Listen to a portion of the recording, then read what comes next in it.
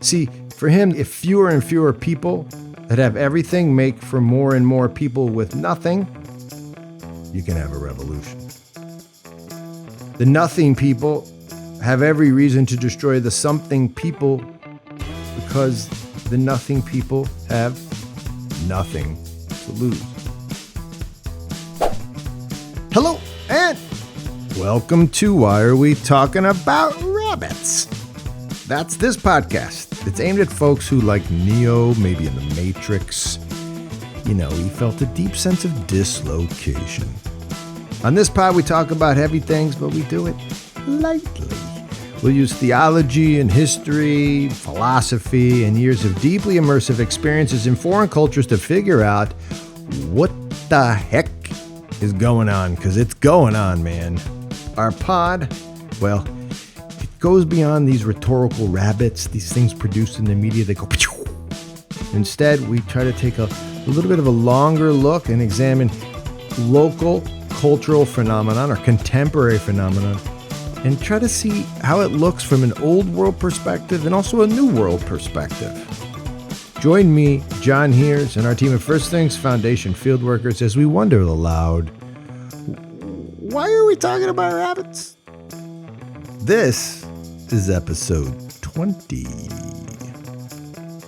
This is What's an Economy Anyway? What is an economy? An economic thing that people call the economy. What is it? Well, I think simply said, the old Greek language tells us that the word oikonomia means household management.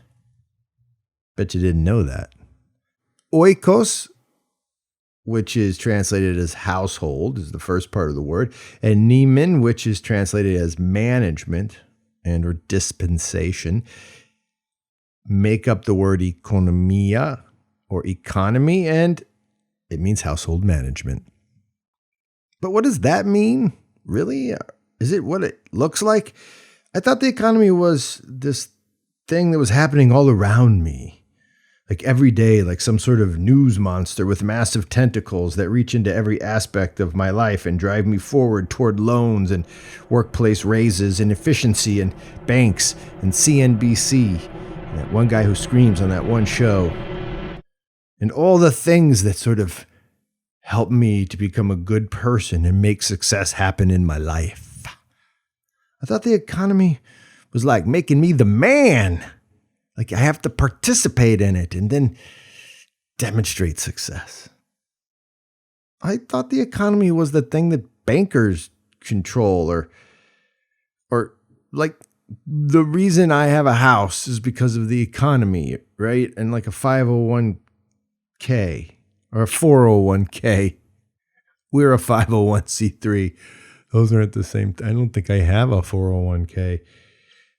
Look, we need a smart person to rescue me from this confusion of household management as the economy. What? Like sweeping? Let's clean up this mess. Let's go to the American Economic Association. They publish a journal, the Journal of Economic Perspectives. In one of their articles, check the pod notes, a really sharp cookie named Dotan Leshem. I mean, you're talking published by Cambridge, Columbia, European Journal of Economic Thought, all kinds of stuff.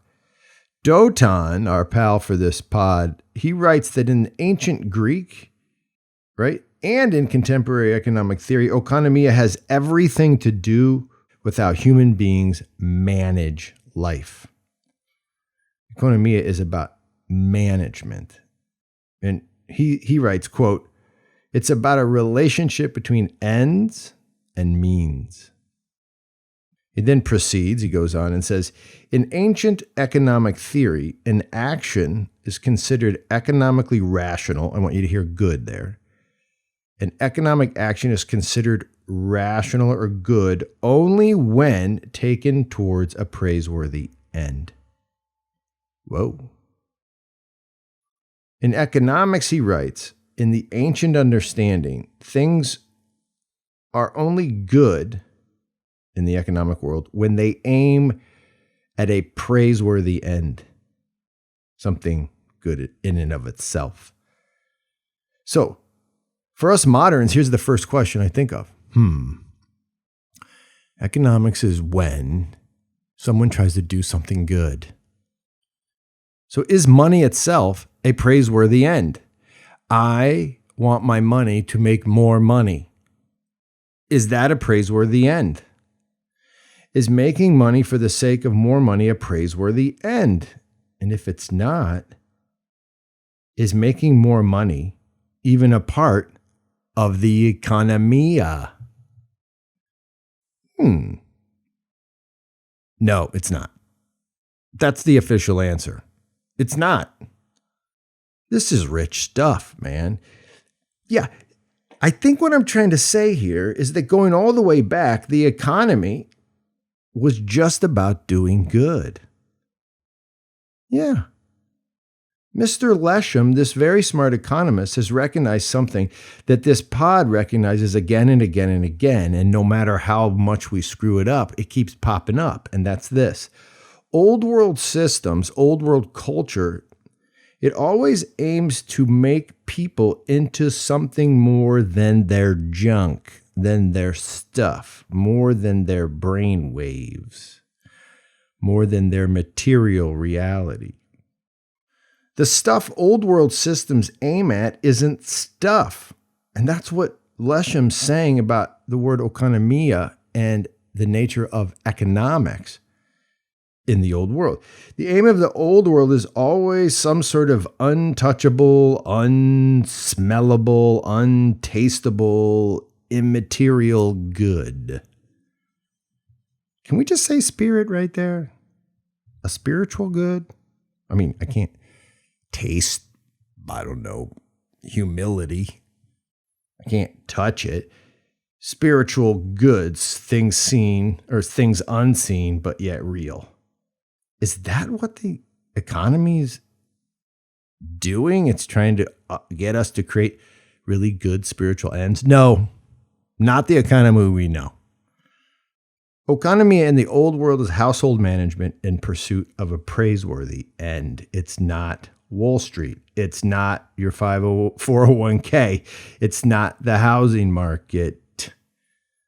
Wall Street is not the economy unless you believe, and boy, this would be a stretch, that Wall Street people do Wall Street things so they can create spiritual good in your life. What?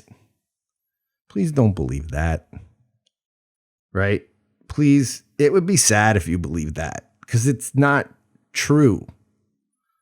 No, in the old world, economy is just about you choosing to manage your household in a spiritually praiseworthy way, managing toward the intangible good. Now, it sounds like I think that's really good. Yeah, maybe, but what it is simple. The economy is you managing in a way that your family and your people and your, I don't know, significant others, they do good. And that's what economia is. Or should I say was. That's what it was. That's the old world.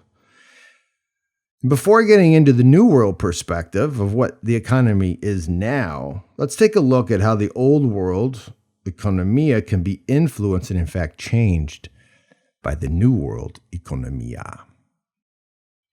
Let's go to Africa. We do that from time to time. In the village I lived in, I was a Peace Corps volunteer. This is the 1990s. The village, a place called Sindala, well, in that village of about 400 people owned property. They did. In that village, people produced product. They did. In that village, Sindala, people bought and sold in free markets, or at least they seemed free. Everybody brought their stuff and plopped it down and they started selling. People did economic things we Westerners recognize, many of which we think of as modern. But they did it all within about a 40-kilometer range of one another. Well, except for one product. And that's why I'm telling you this story. Right? And this one product stands out in my mind. That product? Mangoes. In Sindala, the water and the soil and the heat and the humidity, it all collided to make some really, really delicious mangoes. The problem was the mangoes were on the other side of a large merry-go, a river, a stream, really.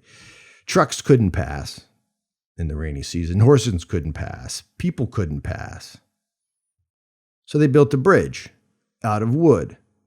They cut down thousands and thousands of trees over any given 5-year period to make that bridge work. It was crazy hard to do this. When I got to the village right away, I'm the foreigner, they asked me, hey, can you build a metal bridge? Concrete would even be better. Can you hook us up? We want to get our mangoes to market.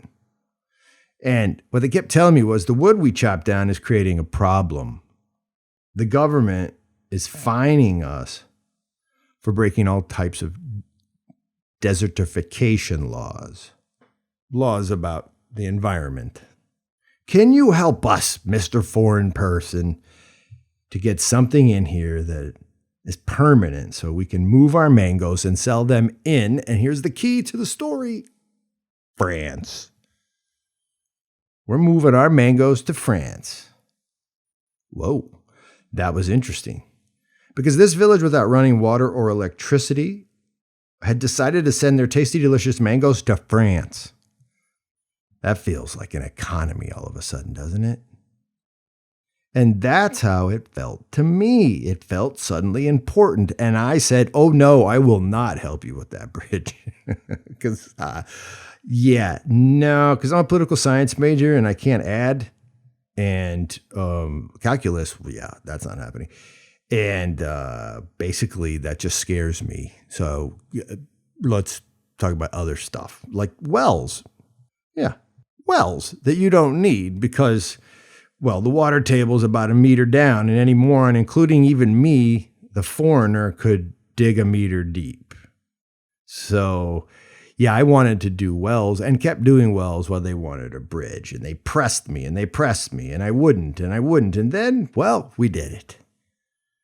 I got a young guy to come out and design the bridge, and then I got some money from USAID, the United States Agency for International Development, and then I got lots of stuff. We built a bridge.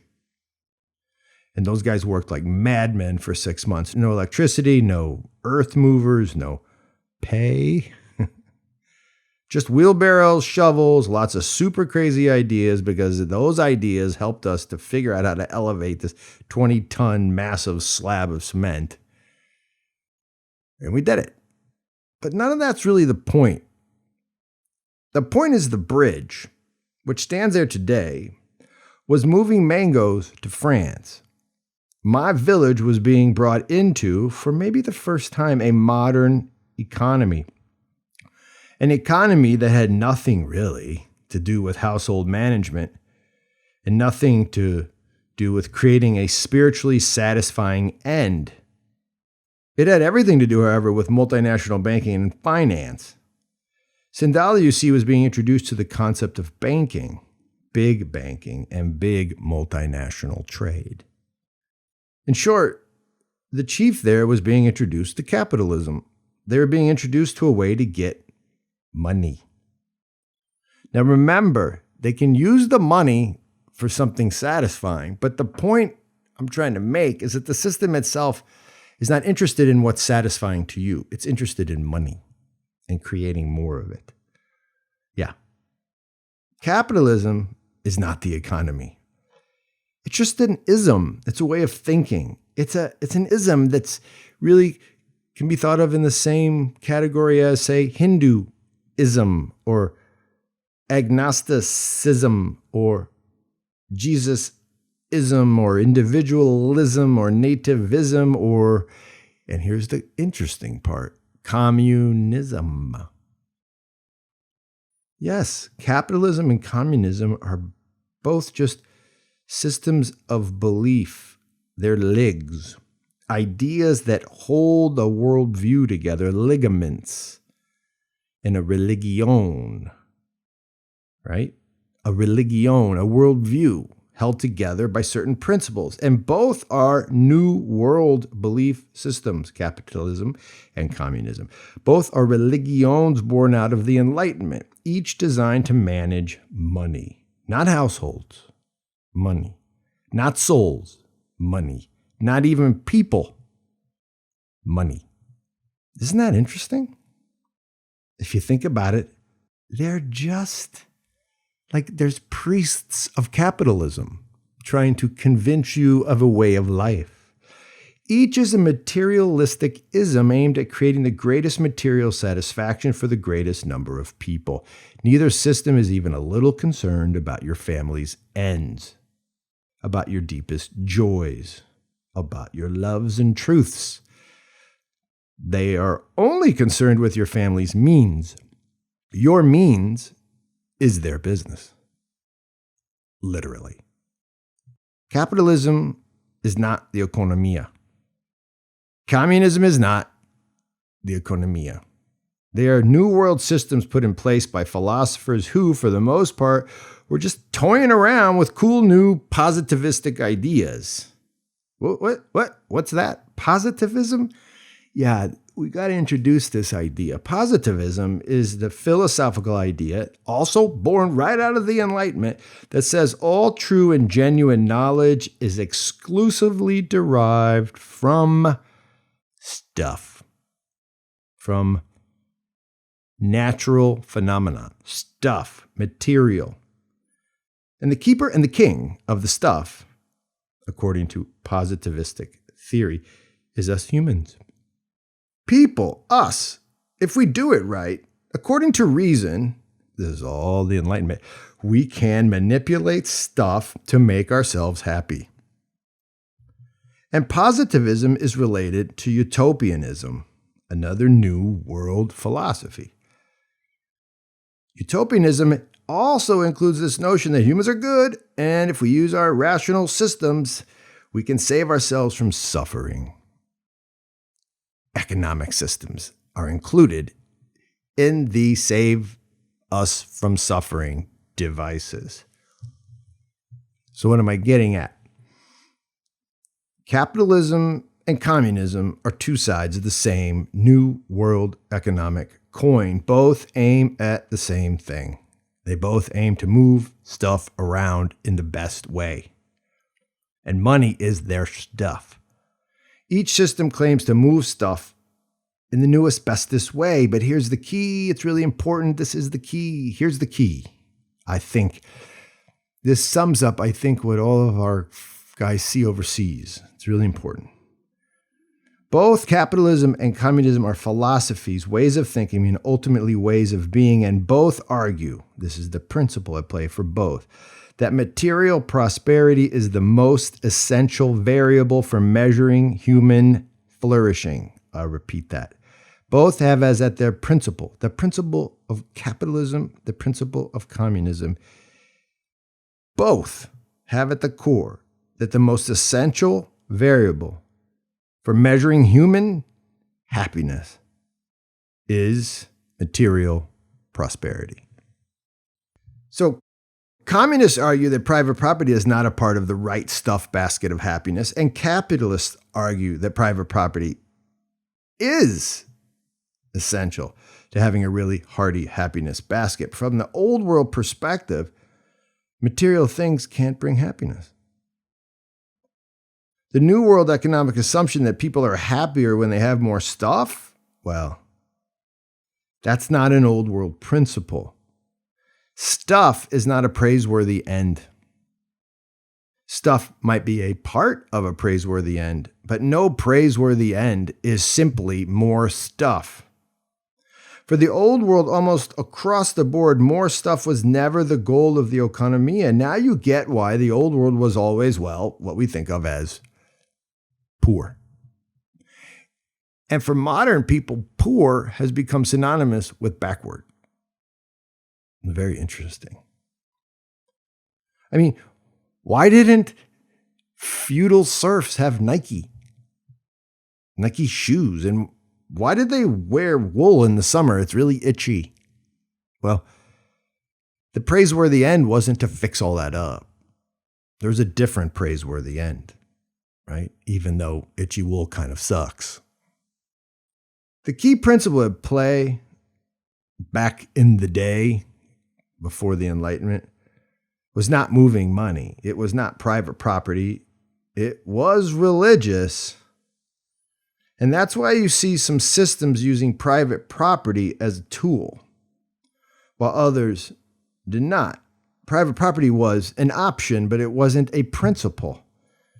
But the idea pushed by modern philosophies that private property was not allowed in the old world, that's just a bunch of hooey. Private property was, well, just obvious. Every society, from the Sumerians to the Romans, to the Guptas in India, to the British before the American Revolution, all of them believed in some sort of private property, and even at times cherished it, even for the commoner. All of them had markets where people traded goods, quote, freely. It's just a myth that capitalism depends on private property and free markets. No. If you really look at it, capitalism, in fact, is the enemy of private property. Well, getting crazy. All right, let me try to explain. I'm going to do it using an old podcast friend of mine, a guy named Clark Carlton, a professor at Tennessee Tech University. He does a lot of good stuff on Ancient Faith Radio. Among other things that he points out is that capitalism, as understood by the earliest philosophers of the Enlightenment, the positivists, and now today by folks like Ayn Rand and Milton Friedman, capitalism for them is a libertarian utopian fantasy. Rand and Friedman especially, and others from the last really 100 years, they teach that free markets make people free. But if truth be told, there is no such thing as a free market. That's just a myth. See, if you go back to Hume, David Hume, the philosopher, and Adam Smith, the guy who actually coined the term capitalism in Wealth of Nations, their writings teach us that the modern way to wealth, and remember, that's a major way to measure health in the New World is wealth. Well, the modern way to wealth is the way of trade. But as Carlton points out, the way to trade, and you could see this in my Malian story with my Malian friends right in the village, the way to trade is monetization, money. My friends couldn't trade their mangoes to the French for cows.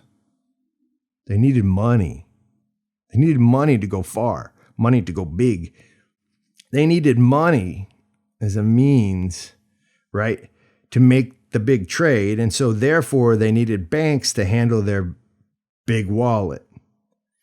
And if you have banks, you must surely have interest. Now, this is a whole nother podcast, but notice that charging interest, usury is what it was called, it was outlawed nearly across the board before the Enlightenment. Every society had some sort of regulation against it.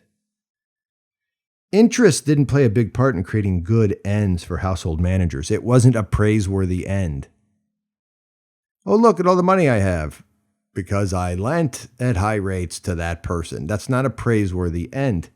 So my Malian friends were taking a road that was going to lead them to having to use money, which meant having to participate in a banking system that participated deeply in the charging of interest rates and really high ones. So anyway, if trade demands monetization, then you must have two things. See, watch how this happens. If you're going to have money, you need a banking system, preferably centralized. And if you're going to have money, so you can do all this trade, you need to have a way to secure the money to back it up. And that's the government. Once these two things are in place, those with political power they're going to muddy the, quote, free market. History shows us this. Over and over again, the market gets muddied up by politicians, keepers of power, who employ useful capitalists in the service of positive change. Think Rockefeller, Carnegie, Bezos, Gates. How do politicians get these sweet, kind men to do, quote, good things for society? They do this by passing laws about taxes. They regulate the traders. They regulate the products. They move levers so that some people get into the game and others don't. I mean, check this out. The federal and state governments of the Gilded Age gave Rockefeller, Jay Gould, Cornelius Vanderbilt, and other folks like them cash and land grants totaling more than $45 billion in today's terms. Gave. Right? That's between 1865 and 1900. Federal and state governments gave these same folks more than 185 million acres of public land. Let me repeat that. Governments gave these Gilded Age capitalists more than 185 million acres of public land. Gave. Do you think Amazon gets land and good tax deals? I mean, really? This is capitalism, and it's not nefarious. It's not dirty and dark. You shan't die from it. It's just how it works. There are no free markets. There never will be. It's not a thing. We see the earliest forms of modern-day capitalism in the choices made by imperial governments like England. England and France and all the big European players in the 18th and 19th century, they created incentives for their own corporations, right? And those corporations' job, get to the new world. Harvest new world products and get them back here for sale. This system, which most know as colonialism, is actually in its earliest forms capitalism, but it's also known to us in history as mercantilism. They're all part of the emerging idea of capitalism. But does any of that sound like household management? Oikonomia? Yeah, not so much. Why does this matter on this pod? Well, the folks deeply invested in the new capitalism of the 18th and 19th centuries were the New World deists and deep believers in utopia, folks like Francis Bacon. There he is again, if you've listened to this pod. Ben Franklin, Al Hamilton, that guy, Voltaire, David Hume, Adam Smith, the one who coined the term capitalism, and who, by the way, knew Hume and Voltaire personally. All of these folks, these men, they're the architects of the New World thinking. They are also, by chance, the architects of the New World economy. And we call that economy capitalism. What about Marx? Well, writing 50 years after Adam Smith, Marx also praised capitalism. He did. Go read the manifesto. Marx praised capitalism. He wanted to eliminate private property, but capitalism was the necessary enzyme to do this. Wait, Marx needed capitalism to get rid of private property? Correct. It's important. But how would this work? Well, capitalism was necessary because it concentrated property, it lumped up assets like houses and cars, and it coagulated cash. It made these things sort of how should we say, come together in the pockets of certain individuals. That's what capitalism does. And in turn, it accentuated disparity. At least that's Marx's theory. Without this ism called capitalism, Marx knew there could never be an underclass large enough and willing enough to risk death in favor of revolution. He worried the middle class would get in the way of an underclass revolution. So he thought capitalism would actually squeeze out a middle class eventually. That's his bet. See, for him, if fewer and fewer people that have everything make for more and more people with nothing, you can have a revolution. The nothing people have every reason to destroy the something people because the nothing people have nothing to lose. For Marx, capitalism is the materialist yin to the communist yang. But be aware of something. I am not arguing for communism, even a little, not even close. Repeat, this is not an argument for Marxism. And I'm not arguing for or against capitalism either. I'm not arguing for anything. What I'm trying to do is share something our work has taught us in the field, where very few of us ever get to go see like real old world pre-Enlightenment cultures at work. What we find out there is that capitalism and communism are just ligs, they're religions, they're ideas, they're ligaments that hold together a set of ideas and create a worldview. They are religions around which human beings gather to worship. Worship looks like buying stuff. Capitalism and Marxism are two sides of the same materialistic and New World coin. Capitalism is the ballerino to the Marxist ballerina. Capitalism and communism are not the economy. They are philosophies. They aren't interested in your oikonomia. They aren't interested in your family's, right, praiseworthy ends. They're little religions to which people adhere, some more fully than others. In the old world, the dominant lig was the father, you see, the parent, whether in heaven or on earth. And in that way, the oikonomia was managing one's household to please the father, to offer to the head, the father or the mother, right? Various societies had mothers as heads, but for most societies, it was to offer to the head, the Father in heaven, the body as a living sacrifice, as the praiseworthy end. Capitalism and communism are not concerned with praiseworthy ends. They're just not, right? They're not concerned with non-material realities like hope, redemption, joy. They are concerned with moving money around because each, communism and capitalism, has the same principle. And that principle is that stuff creates happiness for fleshy, temporal humans. We just have to decide if more material prosperity actually creates more human happiness. I know that's what our leaders think. It's what they sell us daily on the campaign trail. More material prosperity will make you more and more happy. But is it actually true? Maybe that's our next pod. So, until then, Shenis Gagimajis. That is Georgian. That means to you the victory. It's set at the KP table, sometimes called the Supra table in Georgia. That's our pod for today. WAWTAR, Why Are We Talking About Rabbits, is produced by Andrew Schwark and Daniel Patterns.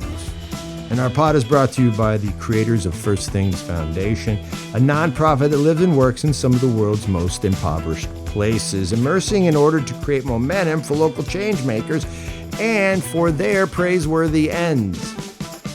Share WAWTAR with a friend. Hit us up with a solid review on iTunes, and really just check out wherever you go to get your podcast. You can find us and write cool stuff.